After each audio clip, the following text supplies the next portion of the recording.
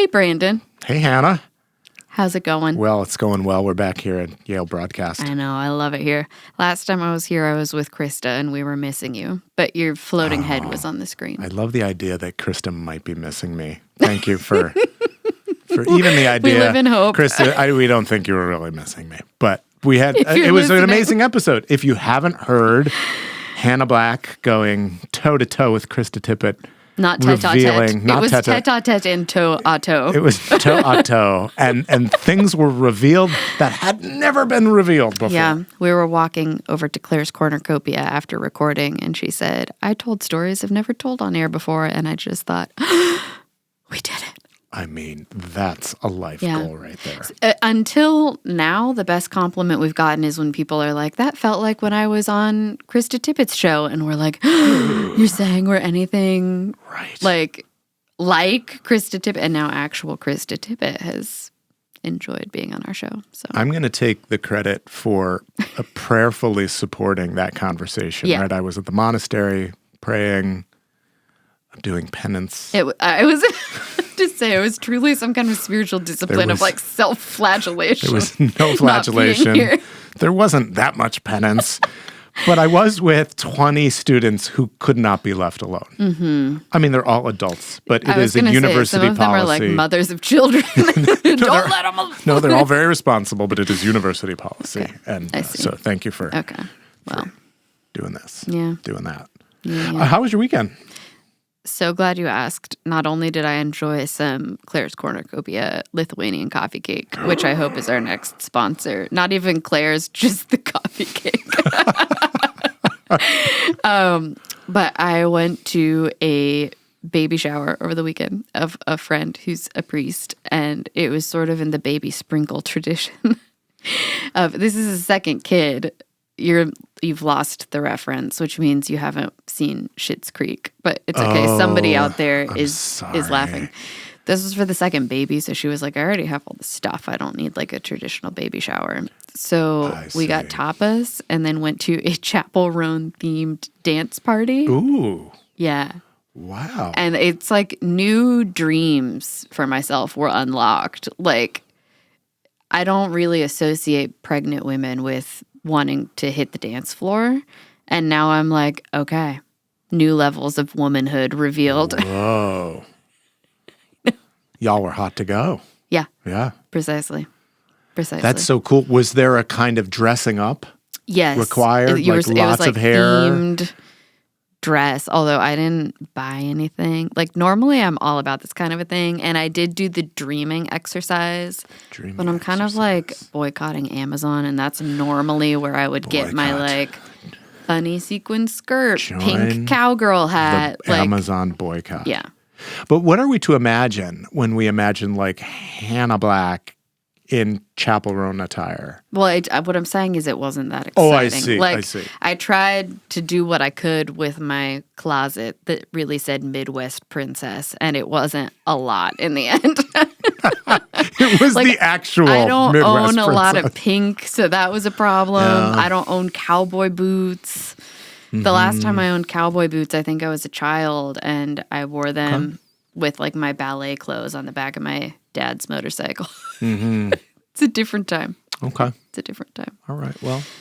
Yeah. And there's now still time. to transition, We're I'm a very different person. Instead of ballet class and motorcycles, it's co-teaching with the great Teresa Morgan. Oh my gosh. Teresa Morgan was that seamless? Here in the studio today, and she's a rock star. Yes. She has like 27 brains tied behind her back that she's harnessing every moment. I know. Yeah. When you look at her bio on the Yale Divinity School website, I'm like, I'm not even sure if I know what all these letters mean. There's like 25 servers that Yale had to buy just to store her bio. Yeah. And stay tuned, because at the very end of this episode, Teresa and my CVs got one line longer. I'll just leave it there. Wow. You're really dangling an Easter egg. Professor Teresa Morgan studied classics at Cambridge University, at Clare College, Cambridge. This is kind of part of the basis for Teresa and my friendship, because we both went to Clare. Anyway, she also studied theology at Oxford and violin and viola in London and Cologne. She's like a super crazy talented musician in addition to a crazy talented New Testament scholar. She joined Yale Divinity School in 2022 from Oxford University. Her research lies in the history of ideas and mentality and in the social and cultural practices and institutions which shape and are shaped by them. She writes across Greek and Roman history, the New Testament, and early Christianity, especially on Greek, Roman, and early Christian ethics, Greek and Roman education, and Paul. Her latest book, which we'll talk about at length today, is Trust in Atonement. And the class that we dreamed up together and co-taught in the fall was called Ideas of Salvation in Early Christianity. So lots of fun things there and much to discuss. Much to discuss. Much to discuss. I bet she has several Chapel Rowan outfits ready to go. Another failing. Not on her part, on my part. Enjoy. Hi, I'm Brandon Nappi. Hi, I'm Hannah Black, and we're your hosts on the Leader's Way podcast. A Yale podcast empowering leaders, cultivating spirituality, and exploring theology. This podcast is brought to you by Berkeley Divinity School, the Episcopal Seminary at Yale. Hello, Professor Teresa Morgan, and welcome to the Leader's Way podcast. Welcome. Hello, Hannah. Hello, Brandon. How nice to see you both. Thank you for Super being nice. here. I've been looking forward to this ever since we were teaching our class together last semester, and listeners who have been along for the ride will remember that I did probably a lot of reflecting on our teaching and conversations we were having in class. So I'll have to catch up with that. Yeah. It was a lot of fun. It was a good class to teach together. Yeah. I have committed about 10 hours of research to preparing for this conversation. Wow. That's all I'll say. Wow. The fruit of my labors will be manifest later in the show. Wow. Okay.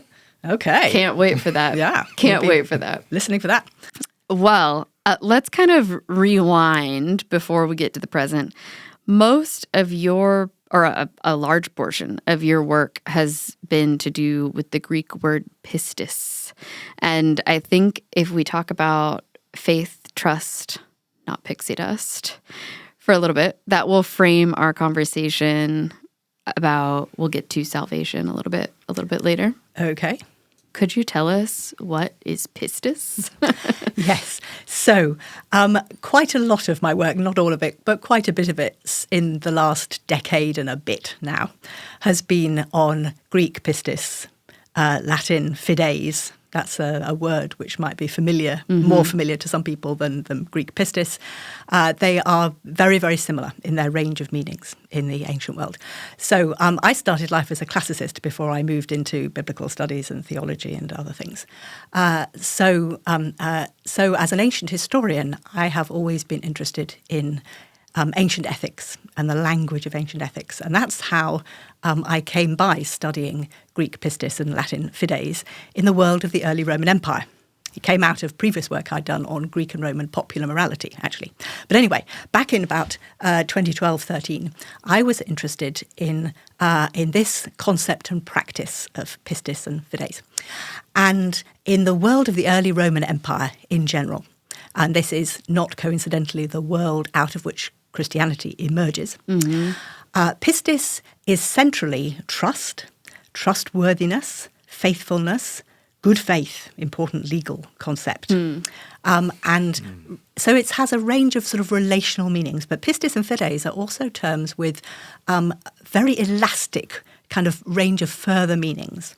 So pistis can be a trust or a trusteeship in law. In a commercial concept, it can mean credit. In philosophy, it can mean a proof. In philosophy, it can also mean belief, which it becomes important to Christians. And it can refer to the token of trust that imperial messengers would carry around the Roman Empire, to prove they were on the emperor's business. Very elastic term. And so I did a study that was a kind of a deep dive into the way that pistis and fides are thought about and work in the world of the Roman Empire. And as part of that, I was interested in early Christianity because pistis and fides are the terms which in a Christian context we come to translate faith or belief. But of course, faith and belief are a bit different from trust. And in particular, faith is a rather richer concept than trust, and it might include confidence, hope, obedience, knowledge of God, the eyes of faith, the leap of faith, church-going. It might include a whole load of other things. So I was interested in how this concept works in general in the Roman world and how it got from meaning Roman trust to meaning Christian faith, really. And so that was my starting point. And my finding in the very first book I wrote on this, which was called Roman Faith and Christian Faith, and it came out back in 2015, my first finding was that among very early Christians in our earliest sources, for about the first 50, 70 years of Christian history, pistis and fides meant for Christians very much what they meant for everybody else. So for very early Christians, when they talk about pistis towards God or towards Christ, they mean above all trust in God and Christ, faithfulness to God and Christ, sometimes even the faithfulness or the trustworthiness of God or Christ to people. It's a two-way relationship because trust is a two-way relationship. So for very early Christians, pistis above all is that cluster of relationships around trust, faithfulness, trustworthiness, not so much the good faith meaning, but entrustedness is a meaning. God entrusts people with work to do in the world. That's an idea that quickly becomes quite important to early Christians. And then since then, I have become interested in how early Christians got from there. It's kind of to add increasing meanings to pistis language so that it comes to mean belief, very importantly. So for very early Christians, for sure, thought that they believed things about God and about Christ and about salvation and about the future and future hope and so on. They believed things, and they occasionally used pistis language to talk about their beliefs. But it was more common to use knowing and thinking language to talk about belief in very early Christianity. And the pistis lexicon was more the trust side of things. But as Christianity develops, pistis comes to mean belief more and more often too. So there's a whole kind of development there. But that's the starting point, this idea that pistis language is trust, trustworthiness, faithfulness, entrustedness language for Christians, right, as well as for everybody else in that world. And it's a lot that early Christian conception of faith or trust or belief, it's all a lot thicker than what we might think post-Enlightenment when we talk about faith. And we might assume that means something more like intellectual assent. Yes. But actually, there's so much more wrapped up in faith in God and what that would mean in the New Testament. Yeah, it's very relational. It's very much about a whole life commitment. So for someone like Paul, you believe things, and on that basis, you commit your life and your hope. You don't just think it. It affects your actions, it affects your emotions, all your relationships, and all your actions. So it is a very whole life kind of word. Yeah. Can you say more about the bidirectionality? I'm really interested in hearing your reflection there, that it's not just that I have trust in God, but there's also an invitation from God to be trustworthy. Do I hear that pistis works in both of those directions? Pistis as a term is what is known in philology or linguistics as an action nominal. And that means a kind of two-ended term. So if I trust you, it is always because I hope that you are trustworthy to me. It's implied. If I am faithful to you, it's because I think you are worthy of my faith. So it's always, as a relational term, it's always two-ended, as it were. And God is sometimes called pistos, both in the Hebrew Bible or the Septuagint, the Greek version of the ancient Hebrew Jewish Bible, and in the New Testament and in early Christian writings. And so the faithfulness or the trustworthiness of God is a concept that is there as the ground of Christian trust in God. From the beginning. And that's different from asking God to do something nice for you and sitting back and Hannah, you're intuiting. I see the wheels turning. A kind of frustration or critique of a lot of popular spiritual writing that might invite trust.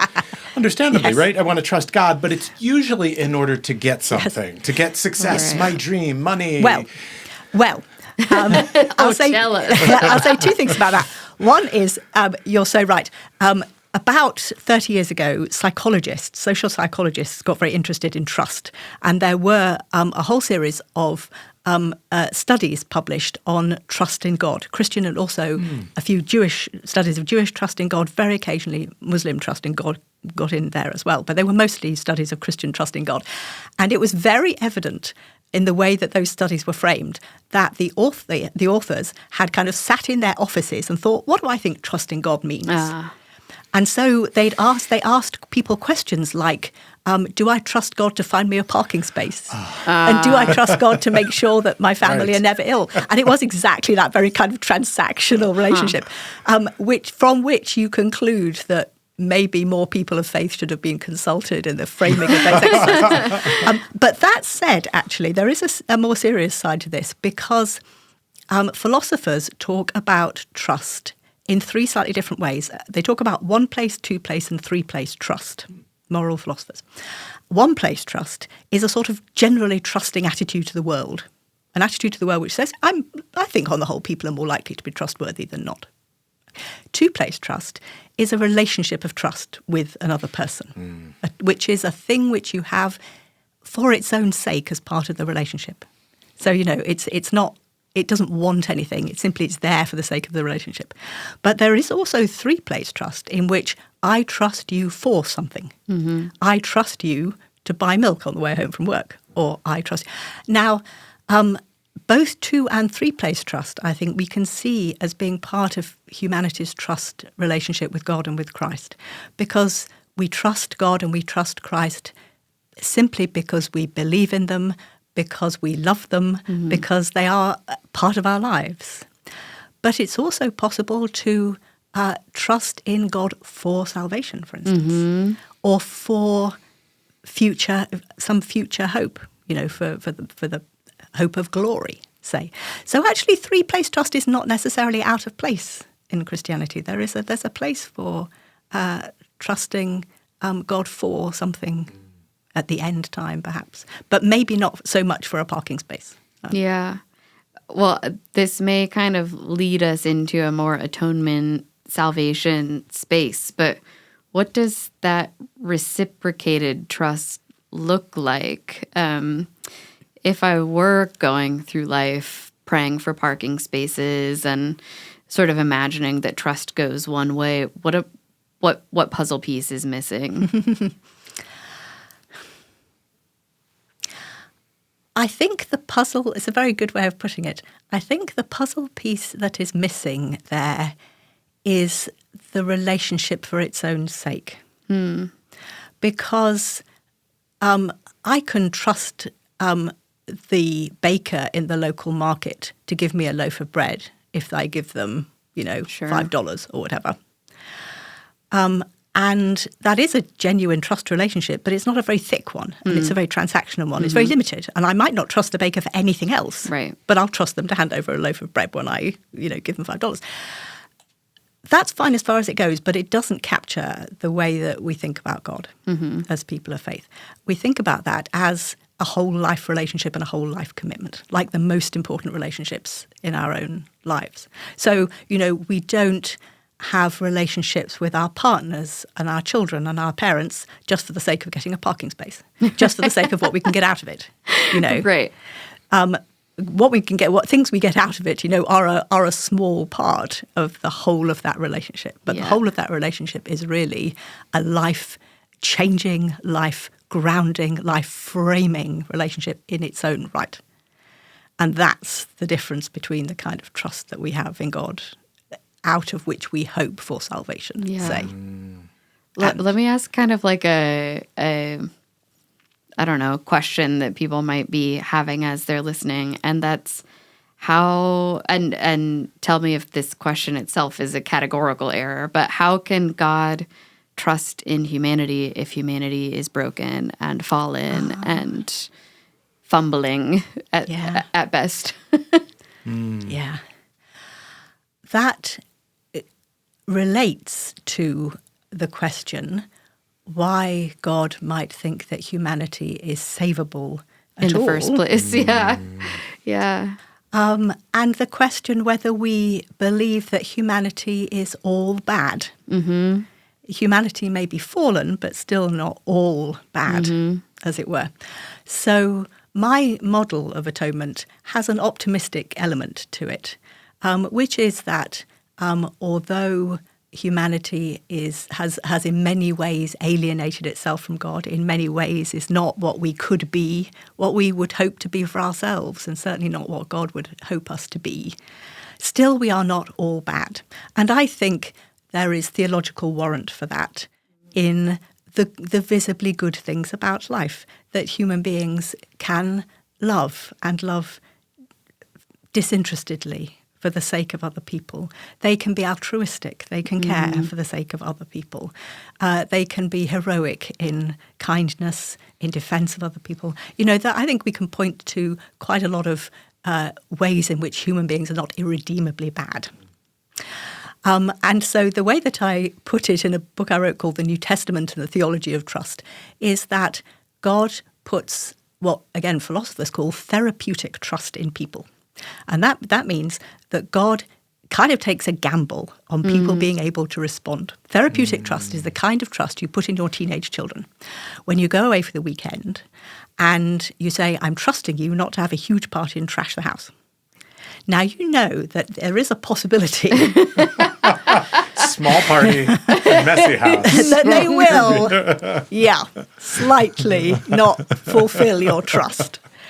But you do it to show them that trust is an important thing, that it's part of being an adult. And you do it in the hope that if they do have a small party and make a bit of a mess, next time they will kind of know better. They will get why trust matters and why stepping up to trust matters in an adult relationship. And I think I suggest that God, as it were, sees that humanity is basically a good kid. That there is hope for us, that we have good qualities, despite not being perfect by a very long chalk. And what I am suggesting in my model is that that God sends Christ into the world, trusting Christ in the human person of Jesus, to be able to make contact with humanity on God's behalf, as it were, and trusting humanity to be able to see that God is in Christ, reconciling the world to himself, as Paul says in 2 Corinthians 5:17. That's a wonderfully resonant phrase for the kind of model that I'm developing, really. And so God, through Christ, reaches out to us in trust, hoping that we will respond with trust. And one thing that I quite like about that model is that God is not simply doing something to us against our will, not simply doing something to us without our knowledge, but is inviting us into relationship. And that, to me, is very fundamental about what the Christian understanding of we talk about the divine-human relationship for a reason. It's a relationship. It's not something that's imposed on us. It's something into which we are invited. And so my model depends on that, really. And a trust-based model depends on that idea, really. I'm going to put my 21st century nihilist hat on, right? It's almost crushing me under its weight. And very worried for you. Everything is broken. Nothing can be trusted. Truth claims have fallen by the wayside. And so on the one hand, one could say, well, Professor Morgan, this is all very quaint and very first century. But we live in a world where it's quite clear nothing can be trusted. Is there any response? Is there anything we can say about that? Okay, I would say two things about that. One is that the first century was at least as much such a world as this is. It was my first thought. I was like, the quaint first century. Yes, oh, no. Great view of the first century. The first century was a world in which the world of the Mediterranean and the Near East under Roman rule was trying to emerge from a brutal Mediterranean wild Roman civil war and a series of brutal takeovers by the Roman state of other states. So a series of wars, both internal and between states, that had overtaken, in some ways, broken societies. And one of the reasons I suspect that Christianity emerges so powerfully into this world is that this is a world where trust is actually very difficult. And there's a lot of talk about whether you can trust anybody and how you can trust it, on what terms you can trust anybody, what you have to do to ensure that you can trust anybody. There's a lot of that kind of talk around in this world. And Christians say you can trust God and you will not be disappointed. And they live it out. They live it out in a way that impresses people profoundly, I think. So Christianity has been tried and tested in times and places where trust has been extraordinarily difficult in the world around them. It's also true that, one of those times is probably the present. This is a time when trust is at issue. I don't agree with you that nothing can and nobody can be trusted. What really strikes me about the world that we live in is that people want to trust, and they do trust all the time. What I think is going on in much public life and discourse around us at the moment is that people are not sure who to trust. It's not that they don't trust anyone. Actually, what happens is that people put trust in people and things arguably a bit randomly. And it gets broken. Because they don't quite know who or what they can trust. So they just say, okay, I'm going to trust this person. Yes. Okay, I'm going to trust this thing. So it's not... I don't think we feel that nothing and nobody can be trusted. I feel that we're not sure how to assess where we should trust, but we feel overwhelmingly that we have to trust somebody and something, and we do. The worry to me is how we grapple with the very complex environment in which we live, not least with the complexity of modern technology, in such a way as to kind of have some sense of our trust being well-founded, I think that's the big issue. The big issue is not that there's nothing trustworthy out there. And in fact, in all our small, immediate, everyday lives and relationships, I think trust is as possible as ever have been. It's the big public world that's problematic. I can imagine who I would want by my side in the apocalypse. It's just that I feel there's an apocalypse coming. Well, I don't know if this is the good news or not, but there's always been an apocalypse coming. One form or another. This is why we need our first century vision in the room. But those of us who follow in the now 2,000 years of Christian faith think that Christian faith has met the challenges of the world in some ways very powerfully. So. Let me ask a follow-up question about kind of being a Christian in the world.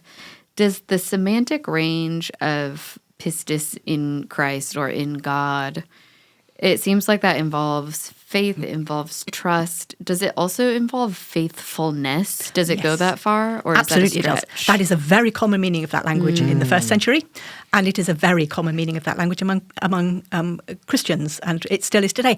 I mean, there are churches, the Catholic Church is a good example of this, in which Christians are still called the faithful. Right.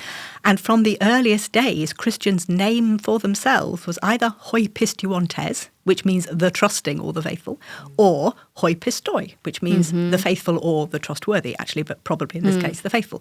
So the faithful is actually Christians' own earliest name for themselves. And it is still the name that some churches use for worshippers. And that is because faithfulness is really a central part of trusting God and in Christ. And I think what the good thing about faithfulness is that it has the implication of ongoingness. Yeah. It goes on through time. Yeah. And so it's not just an act, it's not just a moment, it's a thing that you do continuously. And I think that is an important part. It brings to mind just kind of like plodding along through life. Yeah. And kind of, I think, even when it's hard, helps me with the issue of fallen human nature, because the faithful can actually make mistakes and still get up the next day and be faithful. And writers from Paul talk about growing in faith, strengthening your faith. Right. It's a thing that can be a bit rocky. It can ebb and flow a bit without failing completely, or it can fail and come back. And, you can have another chance at it. And I think the other thing that it's important about the idea of faithfulness as opposed to trust is that it's a word which is often associated with action. And I think this is an important thing about the whole pistis complex. It can be an emotion, trust. It can be an attitude of mind. It can be an action. And sometimes our attitude, our confidence, our feeling of trust or our attitude of trust can waver but we can go on acting faithfully. Right. And that might be okay, because in this world, it's a process. Faith is a process, like most things are in this life. And sometimes you don't feel the faith, but you can go on acting faithfully. And that can be kind and generous and virtuous. Yep, and that can be a real form of faith, of trusting God. I wonder where the cross fits in to this theology. As I was hearing you reflect, I thought, wow, God is really taking a risk on us, knowing that we will inevitably fail. It is... Well, we might fail a bit. But, God hopes, I think, that in the end we will come good. Pretty sure this is the idea. Yeah, so where is the cross in this? This is a very interesting question. Back in 2022, I published a book called The New Testament and the Theology of Trust. And in that book, I argued that New Testament texts in particular show the importance of trust in absolutely every aspect of our relationship with God and Christ, including Christ's pre-existence and earthly life and teaching and death and resurrection and exalted life. All of it is about trust in different ways. There was a chapter in that book which was about the cross and about where trust is in the crucifixion. And then I thought, I think that needs a bit more thinking about, because especially in Western tradition and especially in Western Reformed traditions, to which I belong, I'm an Anglican or an Episcopalian, the cross is so central.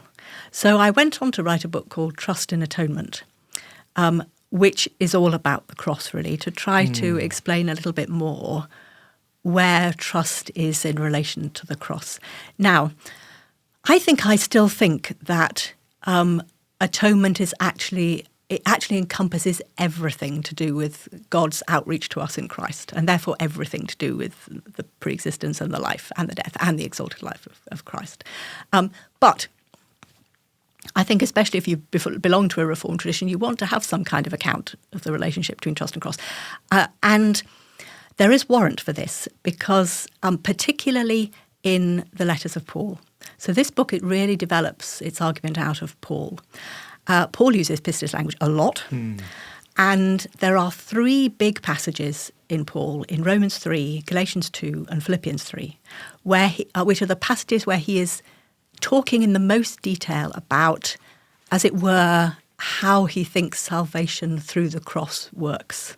These are really key passages. And all of these passages use a phrase called pistis Christou, at least once. A phrase which is much discussed by New Testament scholars. That's what my giggle was. Smiling.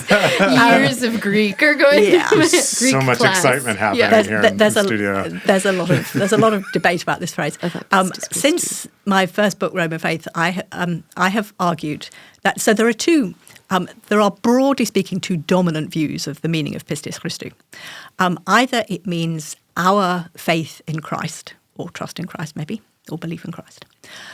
Or it means the faithfulness of Christ to God. And it is completely unclear from the grammar. It could be either of those things from the grammar, absolutely interchangeably. And it is not at all clear from the context. You can make a good case for both in context in all these important passages. Now, I have suggested a kind of a third way, which is that both of those are true. And this relies on the idea that we talked about a minute ago of pistis as an action nominal. It's a two-ended relationship.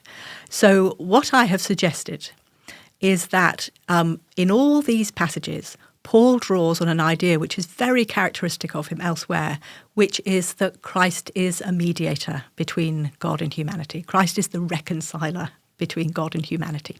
And what that means is that there is a trust relationship between God and Christ, and that's the faithfulness of Christ to God kind of pistis.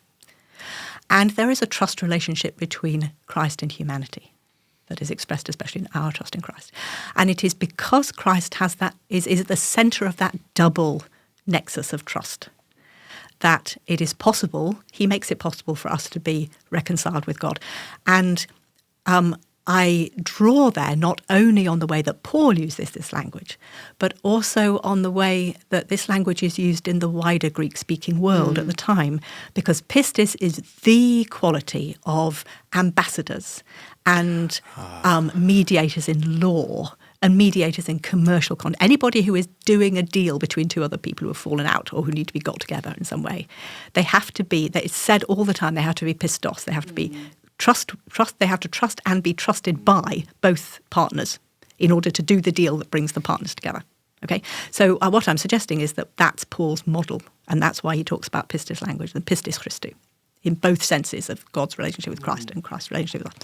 So that doesn't in itself explain the cross. Now, Paul uses this language in relation to the cross, but you could that could be true that Christ is event. pistos, right? In every part of the Christ birth, event, the life, the miracles, the resurrection, the ascension. What I'm suggesting about the cross is effectively that the cross is a symbol of the worst, is an actual instance, but also a symbol of the worst that humanity can do to itself and to God.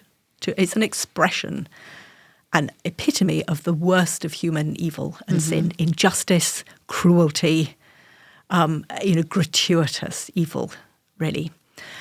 But that even on the cross, God and Christ are saying to humanity, there is nothing that you can do that will stop us from putting our trust in you.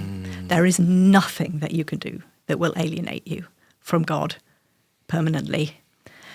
And so the cross becomes a space, it becomes a place where God, through Christ, is offering trust to humanity, even at its worst moment, even when it is as evil as humanity can be, and saying, all you have to do is respond. All you have to do is take a step towards the outreached hand, as it were, of God through Christ on the cross. And that can be the beginning of renewed trust and the beginning of the healing of the relationship.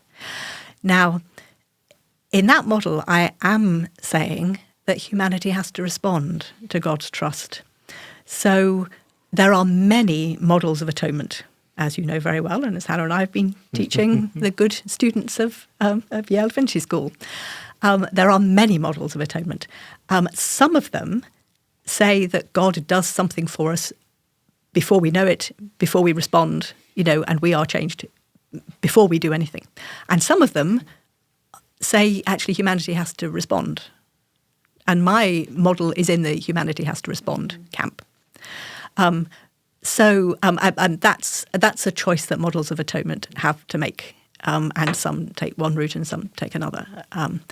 But my model is that God reaches out to us, however disastrously evil we become, and that if we're willing to take even the smallest step in response, there is the beginning of the basis for renewed trust, and that's what the cross represents. Are you interested in church growth, but less interested in applying industrial growth models to a congregation? You're invited to an exciting new conference specially tailored for Anglican and Episcopal clergy and lay leaders and sponsored by the Living Church. It's called Tending the Vineyard, June 5th through the 7th in beautiful Louisville, Kentucky. Tending the Vineyard will explore leadership development, global perspectives, discipleship, and agrarian and monastic wisdom for work, place, and community. And take a healthy look at church growth statistics. Speakers include Mary Berry of the Wendell Berry Center, biblical scholar Ellen Davis, Executive Director of Forward Movement Scott Gunn, Bishops Jenny Anderson and John Kafwanka, Growth Analyst David Gaddu, and Vice President of the House of Deputies Steve Pankey. The conference includes plenty of time for making new friends, live bluegrass music, and an outdoor Louisville barbecue. Register at livingchurch.org/events or head to the show notes and click on the link. I have kind of an academic follow-up question, but then a larger church follow-up question. The academic question is, do you view yourself as in alignment with Kathy Tanner's bit in Christ the Key on this? That's what I was hearing. Yeah. And that's the whole question. My ecclesial question is, you're a priest and a preacher as well as a professor. Has articulating this Pauline trust model of the atonement affected the way you've preached at all, or yet, or? Yeah. I'll tell you the thing that I've most noticed. Since I started working on pistis and fides and started thinking about it as trust, and all my congregations have heard me talk about trust quite a lot at this point, the thing that I find most striking, the thing I hear most often, is members of my congregations often say they struggle with what to believe. They struggle with belief. Oh, Christian belief is quite a high bar, and people say to me sometimes, I worry about saying the creed in church. I know it's complicated. I know it has a history. I know in some ways that the clauses were framed the way they are in a certain historical situation. I kind of know that, but I don't know very much about it. And I don't feel very comfortable saying some of the things, and I don't really know whether it's okay for me to say them or not.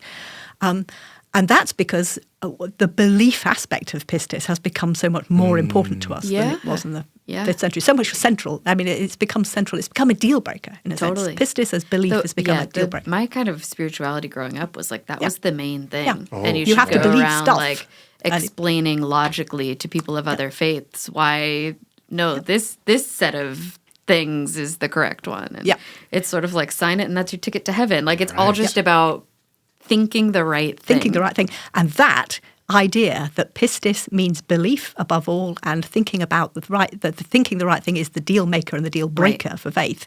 That is the legacy of the Council of Nicaea, of which we celebrate a big anniversary this year. However, that aside, which also created the Nicene Creed, which we say in church, and therefore it's not stupid that people connect belief with the Nicene Creed. And as you say, it's a really important part of the way that many of us are brought up to think about Christianity. But people worry about it. People worry about whether they believe enough or sincerely enough, or whether they really quite believe the right things. And so I sometimes say to people, okay, belief is a complicated thing, but would you be able to say that you trust God? Would you feel able to say that you put your trust in Jesus Christ? And I have so many times had someone say, oh yeah, I think I could say that. And I say, would you say that you are trying to be faithful to Jesus Christ in your life? And people say, oh yeah, that's absolutely what I'm trying to do. And then, I tend to say that I think you're probably okay. It's all kind of the same. It's so if you think about the relationship of trust and faithfulness as really the root of faith,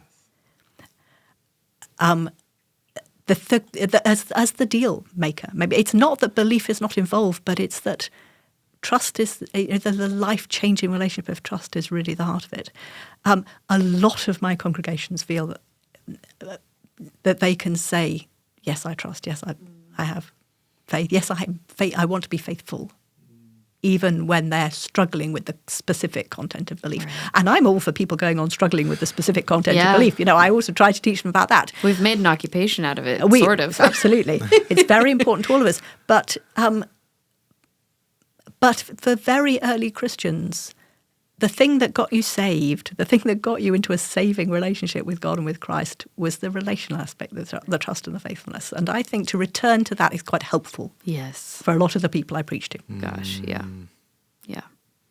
Professor Morgan, I'm curious about your students who come to you here at Yale Divinity School, or parishioners in the summers when you go back home. Is there a kind of misconception around trust that's generalizable? Do people come needing to kind of unpack or let go of certain typical misconceptions around trust? That's really interesting. I don't think I have had a conversation with somebody that specifically focused on that. But if there is an aspect of trust that would worry me, that I can imagine might come up, it would be that people think that trust should be or doesn't need to be based on anything. So the idea of the leap of faith, that you believe not only because not only not being able to be totally certain, but actually perhaps positively because you can't be certain. That, interestingly, is a later than a development than my world, the ancient world. I think that's a medieval development in Christianity. That's quite a late development. Paul, or the author of Mark's Gospel, or any early Christian writer that we know of, they didn't think that their trust was a total leap in the dark. Right. Now, Origen has a very good way of putting this in his big book against Celsus. Love me some Origen. He says, when we trust, we take a risk. When we trust in God, we take a risk. But it's the kind of risk that a farmer takes when he sows seeds, or a merchant takes when he goes to sea. It doesn't come out of nowhere. It's not based on nothing. It's based on our sense of the world. It's based, for Origen, it's based on our whole sense that we live in a world where you can trust things, where he has an experience that God is trustworthy, that people can be trustworthy. That it's not random. Yeah. So I think that's something that that's a conversation I can imagine one might have with people sometimes, that putting your trust in God, it's not random. Yeah. It's based on a sense of, it's based on a kind of a very broad sense of the world, really, of kind of grounds for hope for the world, really, apart from anything else. I was just telling Brandon, this concept blew my mind as an undergraduate at Biola. We were learning Pentateuch. And there's a pattern in the biblical narrative, which I would say extends into the New Testament, where God doesn't ever ask people to just blindly put their faith in God. First, God parts the Red Seas, or delivers them from slavery, or gives them 10 Commandments, Revelation. There's always a burning bush. Sends a sign to Abraham. Yep. That demonstrates to the people that God is trustworthy. And then there's an invitation to enter into this covenant relationship of trusting and being trusted. That's a very persistent pattern in the Hebrew Bible. It's very interesting. So why would we expect anything different? And yes, I think that's right. And I think that's kind of part of the logic of the incarnation. Yeah, God absolutely. with us. Emmanuel, God with us. Yeah. God in the person of Jesus, experienceable as God with us. And New Testament writers, early Christian writers say again and again, there is something about Christ that is experienceable as God with us, unless you are positively perverse, or there are various reasons canvassed why some people can't see it, but the idea is that it is, God in Christ is detectable, and that there are revealed things in the world that lead you to trust in God. Yeah. Fabulous. I've so enjoyed this. And you have something up your sleeve. That's exciting. I do indeed. I mean, I'm sitting here with two very august scholars with resumes as long as a marathon. But there is one gaping hole in both of your resumes, despite Oxford and Cambridge and Yale. And that is a victory in the Gregory or Gregory trivia contest that I have created. Oh, good. Well, Hannah is a scholar of Gregory of Nyssa, and the Cappadocians in general. Somebody is going to have a big advantage. So no pressure. So we're playing a game which I'm calling Gregory or Gregory. Okay. Who's the other Gregory? Well, that's the question. Okay. Oh, I see. So I will ask a question, and you'll both be team members. Okay. Oh, well, that's all right. If I can be on her side, that's fine. I don't want to play against her in anything to do with any Gregory. Okay. And so there's two steps to each of these questions. The first question is to simply guess if this is Gregory of Nyssa or not. And you get 1 point. Okay. If you get that part of the question correct. Okay. And then if you can guess, if it's not Gregory of Nyssa, which Gregory, in fact, you get 10 points. It's a multi-Gregory scenario. It is. There are this is very more Gregories than anyone could imagine. So this is all the homework Brandon was doing for this episode. This was 10 hours of research, and it was an utter delight. Well, I'm sure it was very improving, and let's give it a shot. Okay, question number 1.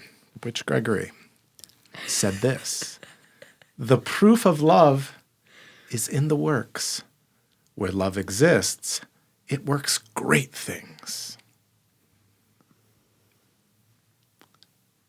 I mean, it doesn't sound like it's not Gregory of Nyssa. No, I was just thinking that. It sounds very compatible with Gregory of Nyssa to me. We were talking about faith and works earlier. The proof of love is in the works. Yeah. Faith without works is dead, et cetera, et cetera. But I've designed a hard game, but is I'm going he to being confess. sly? it's a good quote. It sounds not at all unlike Gregory. I think Nyssa. I think I might tentatively go Nyssa. But I think we should go Gregory of Nyssa. Okay. This is Pope Gregory. Not Gregory of Nyssa. Well, I would just like to point out that there's a very good chance Is that he quoting Gregory of Nyssa? Gregory of the Great was drawing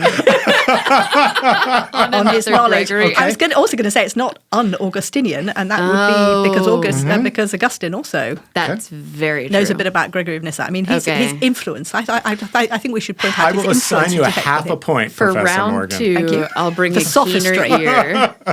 Question number 2. The universe.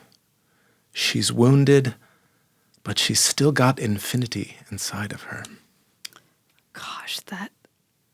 Now I'm just suspicious, so I want to say no. But of course, there's this whole microcosm thing going on, potentially. Why is the universe female? Why is the universe female? In Greek, it's normally male. It's a different Gregory. That doesn't sound like a Greek-speaking Gregory to me. I love it. Okay, what Gregory would it be?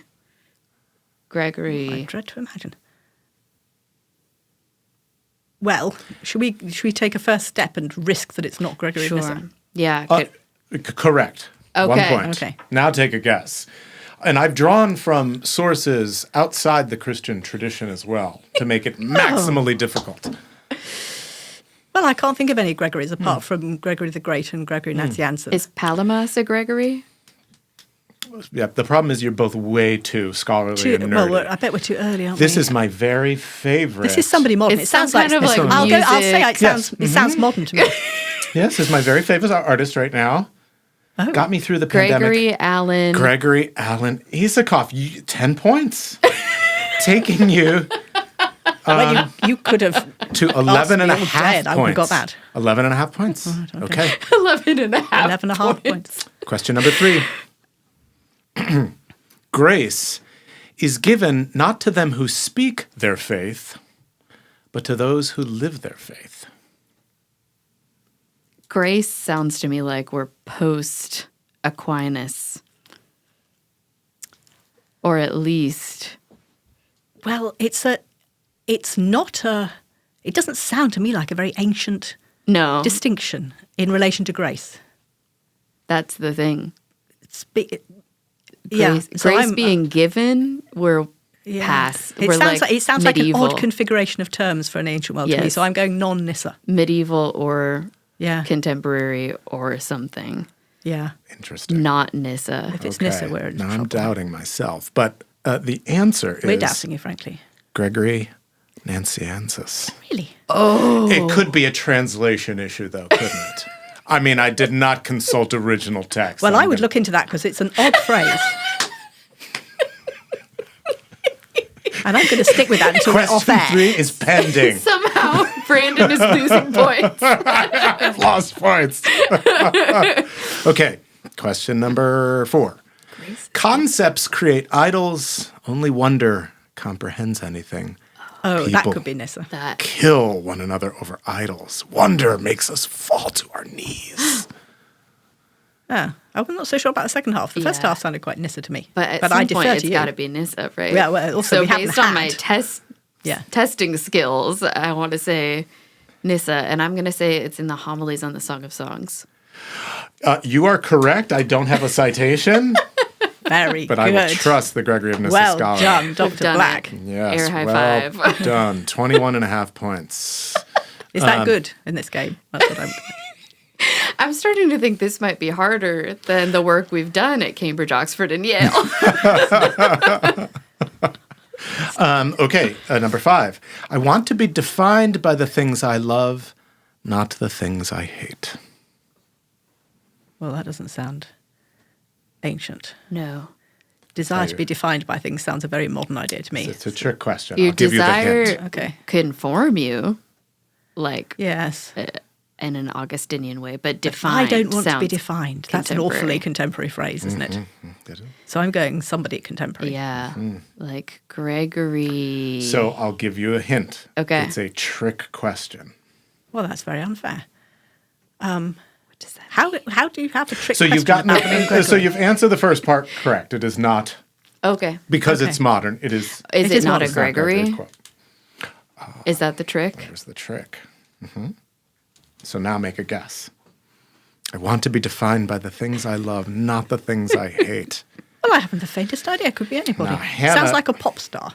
That Sounds to me like a particularly shallow observation. Now, So it's probably a pop star. combine this great insight from Professor It's a Morgan pop star not named to Gregory. what you know about me. Oh. Taylor Swift. Taylor Swift it is.